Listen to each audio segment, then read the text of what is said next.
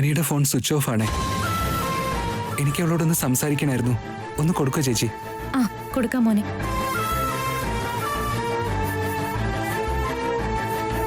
ആവനി, ആവനി, എന്താ ചേച്ചി? നീ ഇങ്ങോട്ടൊന്ന് ഇറങ്ങി വന്നേ. ആ ഇതാ വരുന്നു.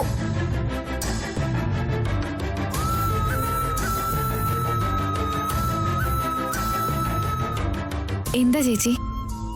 നിന്റെ ഫോൺ സ്വിച്ച് ഓഫ് ആണെന്ന് പറഞ്ഞ് ശ്രീകർ ഇപ്പൊ എന്റെ ഫോണിൽ വിളിച്ചിരുന്നു. സംസാരിക്കേ. ആലോചിച്ച് നിൽക്കുന്ന എന്താ? സംസാരിക്കേ.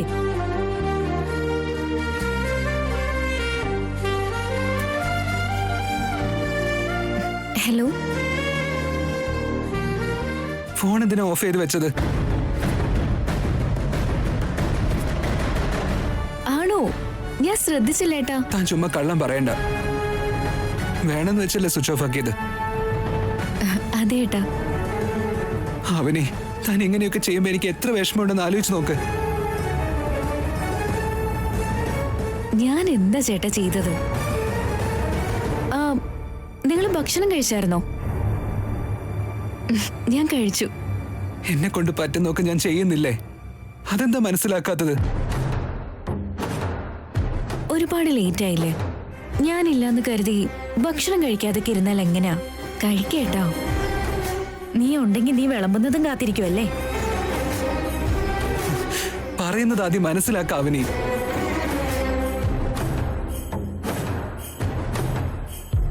വേറെന്തൊക്കെയായിട്ടാ വിശേഷം? അച്ഛനും അമ്മയൊക്കെ ടാബ്ലറ്റ്സ് കറക്റ്റ് സമയത്ത് കഴിക്കുന്നുണ്ടോ? അവരെപ്പോഴും എന്നെ കുറിച്ച് ആലോചിച്ചിരിക്കായിരിക്കും അല്ലേ? എനിക്കറിയാം ഏട്ടാ. നിങ്ങളെന്തോ ആവണിയെ വീട്ടിൽ നിന്ന് പറഞ്ഞു വിട്ടെന്ന് പറഞ്ഞ് സന്തോഷത്തോടെ ഇരിക്കുന്നു. അവിടെ ശ്രീകരാണെങ്കിൽ ആവണിക്ക് ഫോൺ ചെയ്ത് ക്ഷേമാന്വേഷണങ്ങളൊക്കെ നടത്തിക്കൊണ്ടിരിക്കുക. ഫോണിൽ പോലും സംസാരിക്കരുതെന്ന് ഞാൻ പറഞ്ഞതല്ലേ? പിന്നെ എന്തിനാ അങ്ങനെ ചെയ്ത്? ഇനി പെട്ടെന്ന് തന്നെ വീട്ടിലേക്കും കൂട്ടിക്കൊണ്ടുവരും, നോക്കിക്കോ.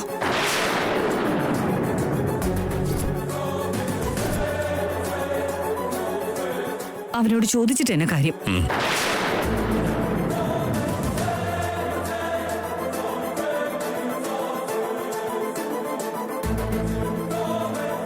യുദ്ധം ആരംഭിച്ചു കഴിഞ്ഞു. എന്നെ കൊണ്ട് പറ്റുന്നതൊക്കെ ഞാൻ ചെയ്യാം. താൻ എന്നെ അവോയ്ഡ് ചെയ്യാൻ ഞാൻ മതി. അതെനിക്ക് സഹിക്കില്ല അവനി. അയ്യോ, നല്ല കാര്യായി. നിങ്ങൾക്ക് പറ്റുമ്പോ വന്നാ മതി. ഞാൻ എങ്ങനെ നിങ്ങളെ മറന്നു പോവാനായിട്ടാ?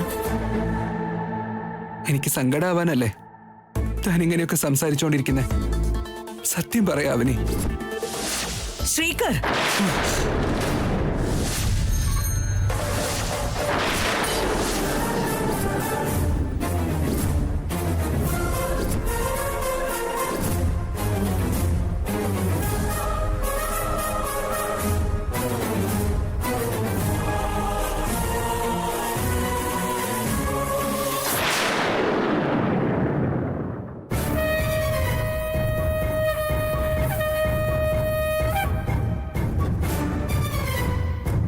അവനിയോട് ഫോണിൽ പോലും സംസാരിക്കരുതെന്ന് നിന്നോട് പറഞ്ഞതല്ലേ? പിന്നെ ഇതിനെ സംസാരിച്ചത്?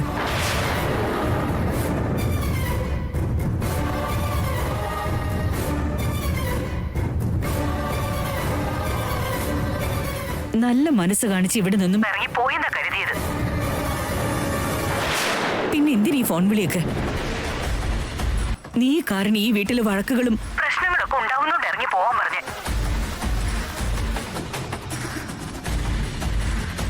നിങ്ങൾ ഇങ്ങനെ സംസാരിക്കുന്നത് പുറത്താരെങ്കിലും ഒക്കെ അറിഞ്ഞു കഴിഞ്ഞാ എന്തൊക്കെ പ്രശ്നങ്ങളുണ്ടാവാ?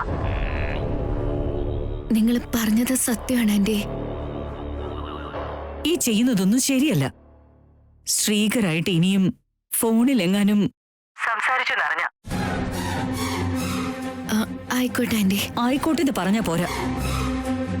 ഇനി ഒരിക്കൽ കൂടി ഇതുപോലൊന്ന് സംഭവിച്ച എന്റെ തീരുമാനം ഇതുപോലാവില്ല. നിങ്ങൾ പറയുന്നത് പോലെ ചെയ്യാൻ ആന്റി. അവന്റെ അമ്മയാണോ? അതെ ചേച്ചി. അവന്റെ അമ്മയെ നീ സ്നേഹത്തോടെ അമ്മയെന്ന് വിളിക്കാതെ എന്തിനാ ആന്റിന്ന് വിളിക്കുന്നത്? ഇടയ്ക്കിടയ്ക്ക് അങ്ങനെയും വിളിക്കാറുണ്ട് ചേച്ചി. അന്ന് വീട്ടിൽ ചെന്നപ്പോ എനിക്ക് അവരെ കാണാൻ പറ്റിയില്ല. ഞാൻ ഫോണിലെങ്കിലും ഒന്ന് സംസാരിച്ചോട്ടെ. ഹലോ ഹലോ, എന്തൊന്നും മിണ്ടാത്തെ? താ അവനി. ചേച്ചി ഇങ്ങനെ ഫോണിൽ സംസാരിക്കുന്നൊക്കെ എന്തിനാ? വീട്ടിലേക്ക് പോകുമ്പോ പരിചയപ്പെടാലോ ചേച്ചിക്ക്. അതൊന്നും കുഴപ്പമില്ല, സംസാരിക്കട്ടെ. താ ചേച്ചി. ഹലോ, എന്താ മിണ്ടാത്തേന്ന്? ഹലോ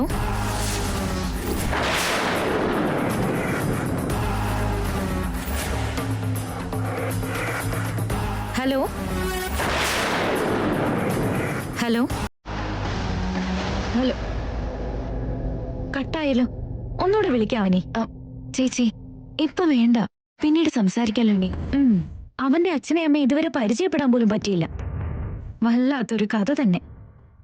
ശരിയെന്നാ, നീ പോയി അവനോട് സംസാരിക്കാൻ നോക്ക്.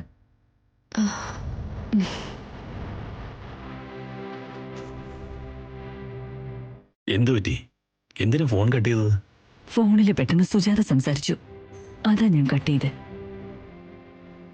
അവനി വഴി നമ്മളെ കുറിച്ച് അറിയുമെന്തോ?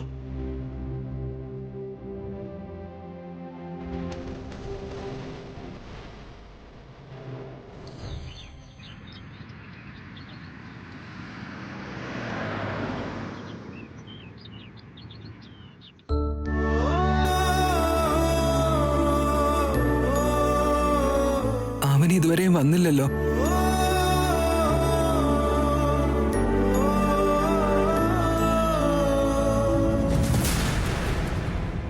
അവനി,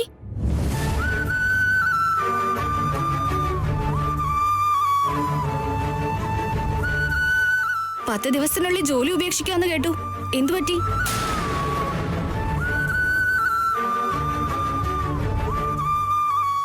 നമ്മളെ ടോർച്ചർ ചെയ്യാൻ ഗിരി ഇപ്പൊ ഇവിടെ ഇല്ല. Then what's your problem?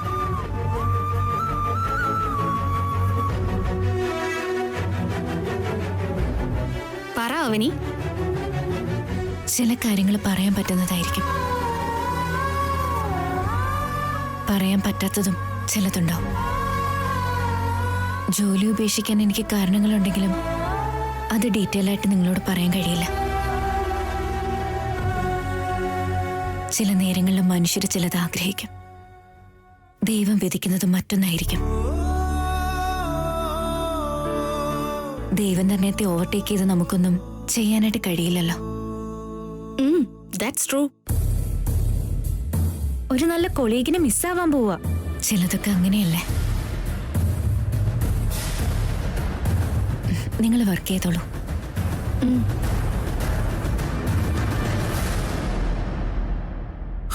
Avani,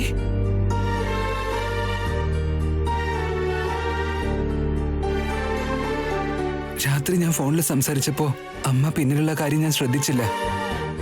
അമ്മ കുറച്ച് ഹാഷായിട്ടല്ലേ സംസാരിച്ചത്. Really sorry. വിഷമങ്ങൾ സഹിക്കുന്നത് ശീലമായതല്ലേ ഏട്ടാ. താൻ എന്തായാലും ഓഫീസിലേക്ക് വരുന്നതുകൊണ്ട് ഇവിടെ ഇരുന്നോണ്ട് സംസാരിക്കാലോ. എവിടെയും അതിനുള്ള അവസരം ഉണ്ടാവില്ല ഏട്ടാ. താന് ഒരു 10 ദിവസം കൂടി ഇവിടെ ഉണ്ടാവില്ലേ? പിന്നെന്താ പ്രശ്നം അവനി? ഞാൻ ബോസിനോട് സംസാരിക്കാനാ വന്നത്. എന്ത് കാര്യത്തെ പറ്റി? ജോബിൽ നിന്നും പുറത്താക്കരുതെന്ന് റിക്വസ്റ്റ് ചെയ്യാനാണോ? നിങ്ങൾ പറഞ്ഞതിനെ എതിർത്ത് എനിക്കിവിടെ പിടിച്ചു നിൽക്കാനാവില്ലല്ലോ. നിങ്ങൾക്ക് സന്തോഷമുള്ളൊരു ന്യൂസുമായിട്ടാ വന്നത്.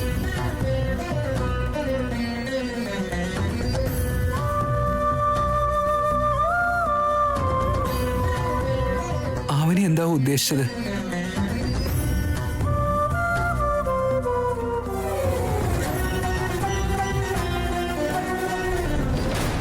May I come in, sir? Please come. പറയാവനി.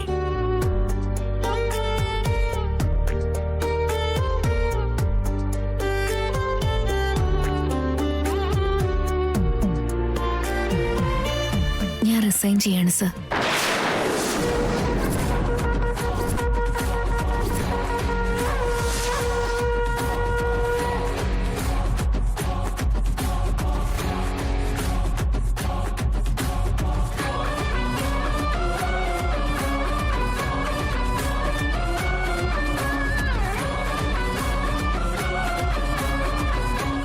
Accept ചെയ്യണം സർ, പ്ലീസ്.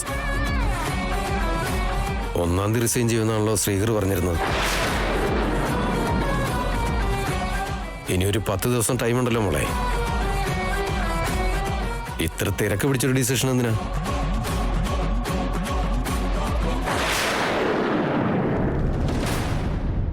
പിടിക്കാത്തടത്ത് നമുക്ക് വിശക്കില്ല, ഇഷ്ടമില്ലാത്തടത്ത് കാണാൻ കഴിയില്ല, വേണ്ടെന്ന് വെച്ചെടുത്ത് നിൽക്കാൻ കഴിയില്ലെന്നാ പറയാറ്. ചിലപ്പോൾ നമ്മൾ എത്ര കണ്ട് പരിശ്രമിച്ചാലും അവസ്ഥകൾ നമ്മളെ എവിടെ നിർത്തില്ല. അതിന്റെ പ്രഭാവം അത്രയ്ക്കുണ്ടാവും. എന്റെ വ്യക്തിപരമായ പ്രശ്നങ്ങൾ ഇപ്പൊ അങ്ങനെയുള്ളത്. അതുകൊണ്ട് 10 ദിവസങ്ങൾക്ക് മുമ്പ് തന്നെ എനിക്കിങ്ങനെ ഒരു തീരുമാനം എടുക്കേണ്ടി വരുന്നത്. പോയിക്കോട്ടെ സർ.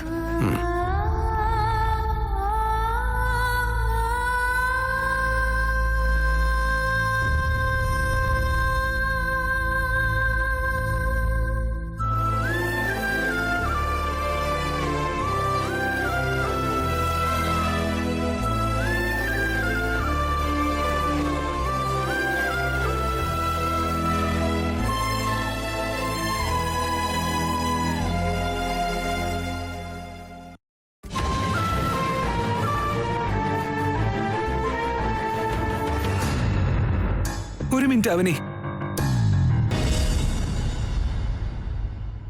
10 ദിവസം ഉണ്ടായിട്ടും പിന്നെ റിസൈൻ ചെയ്യുന്നത്? ഞാൻ നിങ്ങളുടെ വീട് വിട്ട് പുറത്തേക്ക് പോകുന്നതിൽ എല്ലാവരും സന്തോഷിച്ചിട്ടുണ്ടാവും. ഇപ്പൊ പോയി ഈ കാര്യം കൂടി പറയണം, അവർക്കൊന്നുകൂടി സന്തോഷം. ധൃതി കാണിക്കല്ലേ അവനി. ധൃതി കാണിക്കാൻ വേണ്ടി എനിക്കിവിടെ 1 കൊല്ലമൊന്നും സമയമില്ല. ഒരു 10 ദിവസം മാത്രമല്ലേ ഉള്ളൂ. വിഷമത്തോടെ മനസ്സൊക്കെ അല്ലാതെ വർക്ക് ചെയ്യാൻ കഴിയില്ല. അതുകൊണ്ടാണ് ഞാൻ റിസൈൻ ചെയ്യുന്നത്.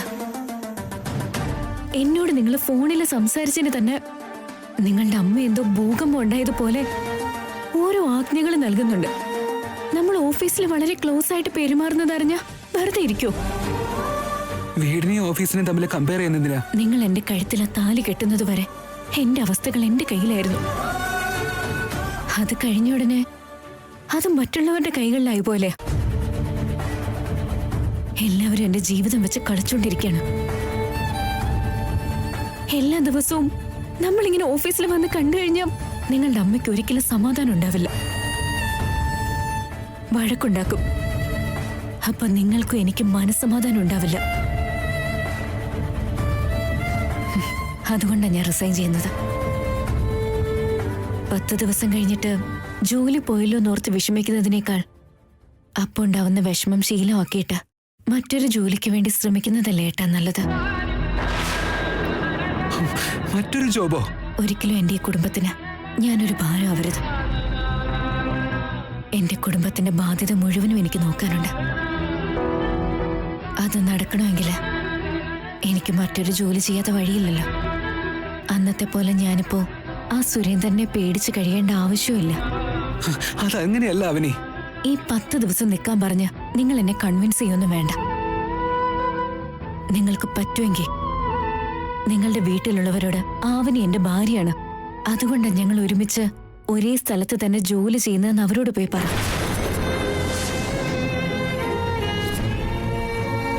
അത് നടക്കാത്ത കാര്യമല്ലേ, വിട്ടേക്ക. എനിക്ക് ചെയ്യാനുള്ള കാര്യങ്ങൾക്ക് എന്നെയും വിട്ടേക്ക.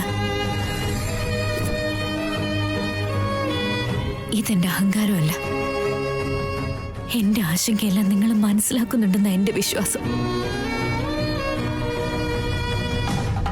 ഞാൻ സാധാരണയായിട്ട് ഇങ്ങനെ എതിർത്ത് സംസാരിക്കാറില്ല. എന്റെ വാക്കുകളിൽ നിങ്ങൾ ഇനി എന്തെങ്കിലും തെറ്റ് കണ്ടിട്ടുണ്ടെങ്കിൽ എന്നോട് ക്ഷമിക്കണം.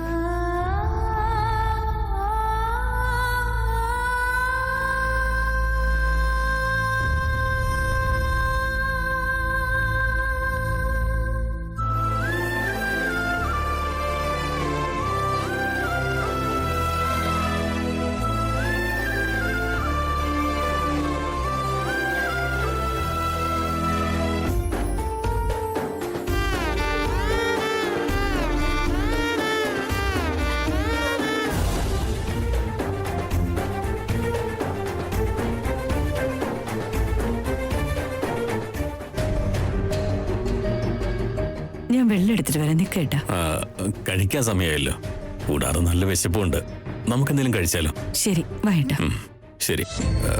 മക്കളെ കൂടി വിളിച്ചാലോ? അവർ ഇത്ര നേരമായിട്ട് കഴിക്കാതിരിക്കില്ലല്ലോ. ചേട്ടൻ വാ.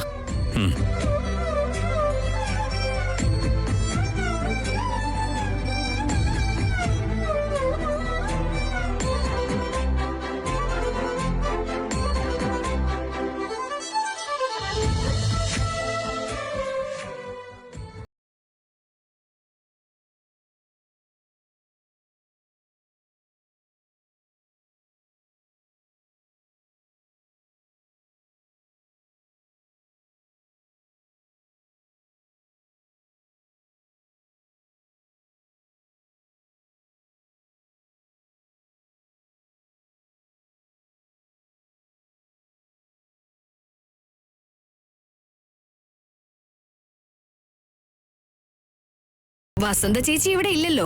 എന്ത് നിനക്കുണ്ടാക്കിക്കൂടെ? ഞാൻ എന്റെ അമ്മയോട് ഫോണിൽ സംസാരിച്ചുകൊണ്ടിരിക്കുവായിരുന്നു, അതുകൊണ്ട് ടൈം കിട്ടിയില്ല. എനിക്കാണെങ്കിൽ പാചകം ചെയ്യാനും അറിയില്ല. അതും പോരാത്തതിന് ഇപ്പൊ ഈ വീട്ടിലെ ഫുഡ് കഴിച്ച് കഴിച്ച് ബോറടിക്കാൻ തുടങ്ങിയെന്നേ. അപ്പൊ എന്ത് കഴിക്കും? പുല്ല് തിന്നു. വേദവതിയുടെ മരുമകനാ, എനിക്ക് പുല്ല് കഴിക്കേണ്ട ആവശ്യമുണ്ടോ അച്ഛാ? ഞങ്ങളൊക്കെ കഴിച്ചല്ലോ അച്ഛാ. അതേ മുത്തശ്ശ, പുറത്തുനിന്ന് ഞങ്ങള് ഓർഡർ ചെയ്തിരുന്നു. ലാവണ്യ, അപ്പൊ ഞങ്ങളെ കുറിച്ചുള്ള ചിന്തയൊന്നും ഇല്ലേ നിങ്ങൾക്ക്? ഞാൻ എന്തോ തെറ്റ് ചെയ്ത പോലെ കോടതിയിൽ കുറ്റവാളിയെ ചോദ്യം ചെയ്യുന്നത് പോലെ ചെയ്യുന്നത് എന്തിനാ? നിങ്ങളും വേണമെങ്കിൽ പുറത്തുനിന്ന് ഓർഡർ ചെയ്തോ.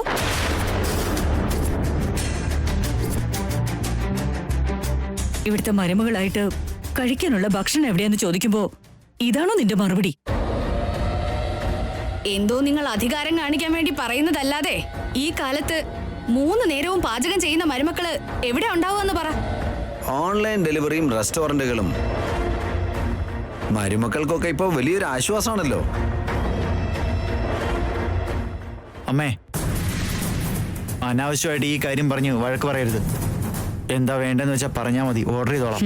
ഈ വീടിന്റെ ഉത്തരവാദിത്വം ഓർഡർ ചെയ്ത് നിന്റെ ഭാര്യയ്ക്ക് അങ്ങ് കൊടുക്ക്.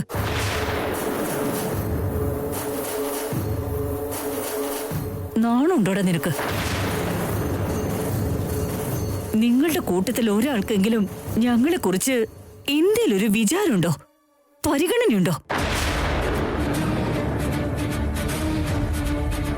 ഞങ്ങൾക്കുള്ള 4 ഉരുള ചോറ് വെക്കാനുള്ള ഉത്തരവാദിത്വമില്ലേ നിനക്ക്?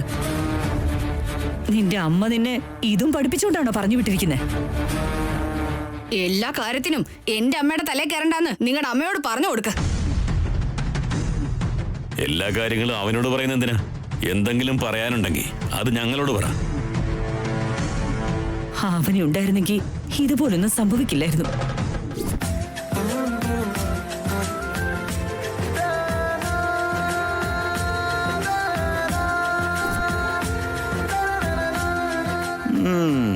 എന്തേ ഇന്ന് ഗസ്റ്റ് ആണോ ഫുഡൊക്കെ ഉണ്ടാക്കിയത്? രുചികരമായ ഭക്ഷണങ്ങള് 4 നേരം വിളമ്പിയന്. വേണ്ട മോളെ മതിയെന്ന് പറഞ്ഞ നിർബന്ധിച്ച് കഴിപ്പിച്ചേനെ ഞങ്ങളെ.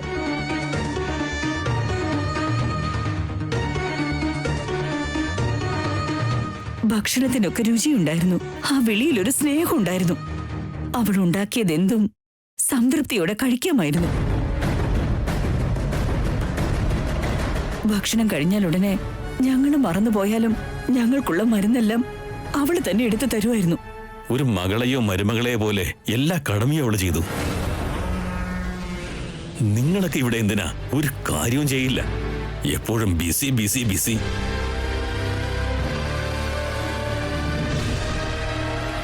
അവന് കാണിക്കുന്ന മര്യാദയുടെ 1% പോലും നിങ്ങൾക്കില്ല. അവനിക്ക് നിനക്കും ഇടയില് തങ്കവും തകരും തമ്മിലുള്ള അത്രയ്ക്കും വ്യത്യാസമാണുള്ളത്. പുകഴ്ത്തിയത് മതി. ഒന്ന് നിർത്തുന്നുണ്ടോ അമ്മേ? ആവിനെ കുറിച്ച് ഇത്ര നല്ല അഭിപ്രായം ഉണ്ടായിരുന്നെങ്കിൽ പുറത്തേക്ക് അയച്ചത് എന്തിനാ? ഞങ്ങളെക്കാൾ നിങ്ങൾക്ക് അവളെ അത്രയ്ക്ക് ഇഷ്ടമാണെങ്കിൽ വീട്ടിലേക്ക് വിളിച്ച് മരുമകളാക്കിക്കോ. എല്ലാം അവള് തന്നെ ചെയ്തോളൂ. മരുമകളായി കഴിഞ്ഞാ കാലൊക്കെ പിടിച്ച് തിരുമിക്കാലോ.